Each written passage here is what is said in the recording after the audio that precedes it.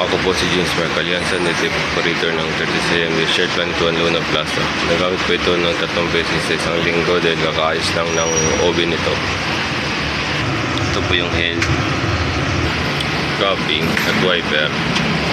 Ganito lang po yung tamang pag-head clean. Tapos mag-head clean ko natin yung punasan ng cupping at wiper. Ito lang po yung tamang pag-nasa check.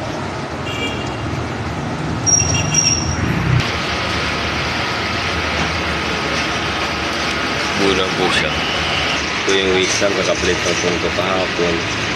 ABR. Ito naman yung mga use at unused.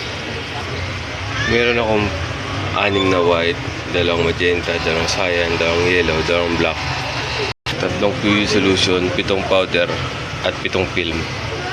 Ito naman yung weekly physical inventory ng 30cm. Updated naman po.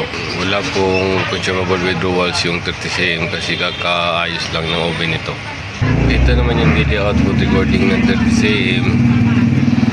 Nagamit na ito ng 3 araw, 18 to 20 ng September. Updated naman po. Ito naman yung monthly detail maintenance checklist ng 30cm. Updated naman po at dito na po magtatapos yung vlog ko. Maraming salamat po.